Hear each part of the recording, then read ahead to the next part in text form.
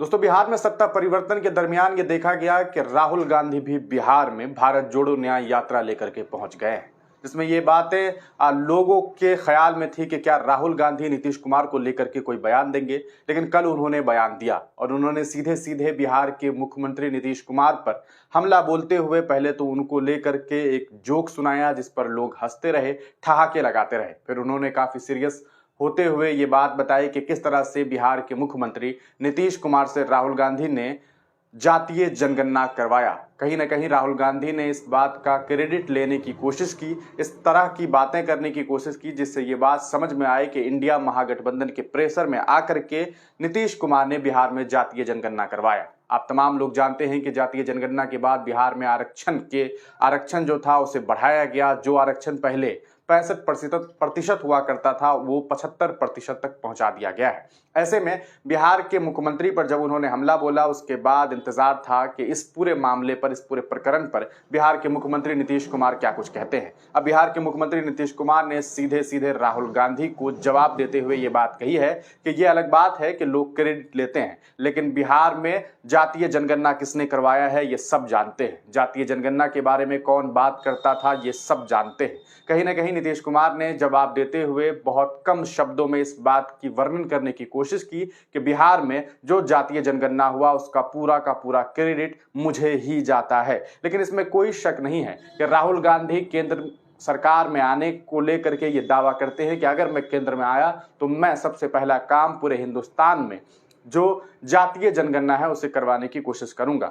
राहुल गांधी लगातार, आप तमाम लोग जानते हैं कि बिहार ही नहीं बल्कि कहा जा सकता है कि तमाम राज्यों में इस काम को करने की बात करते हैं और साथ ही साथ वो केंद्र से भी इस बात की मांग कर रहे हैं कि पूर्व में जो सेंसस हुआ उसका रिपोर्ट जल्द से जल्द जारी किया जाए। अब आप आगे सुनिए कि क्या कुछ राहुल गांधी के जवाब में नीतीश कुमार ने कहा है। इससे बढ़कर के कोई फालतू चीज है? आपका सेंसस कब हुआ? आप जानते नहीं, आप भूल गए। आप बोलिए ना, हम तो 9 पार्टियों को बैठा करके किए और आप जानते हैं, आपको अच्छी बात है, 19 में और 20 में पूरे असेंबली में, काउंसिल में, सब जगह हम ये बात कहते थे।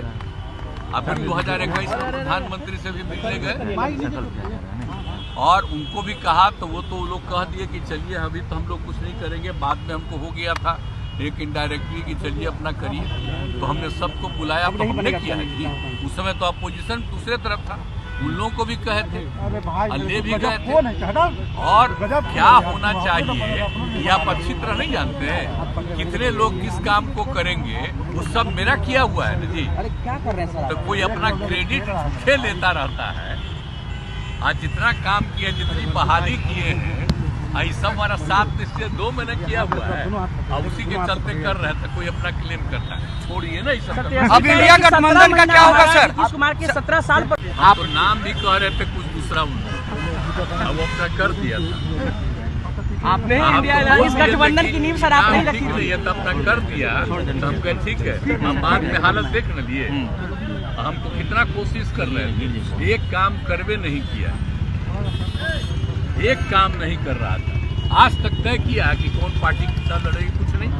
हम तो फिर छोड़ दिए कि भाई छोड़ो भाई, छोड़ करके हम अपना आ गए। तो जिनके साथ हम पहले से थे उनके साथ आ गए। अब सब दिन निगरे रहेंगे। सोच लीजिए, खाली बिहार के विकास के काम में लगे रहते हैं, लगे रहेंगे सबके हित में, और आप लोगों का भी नमन करते हैं।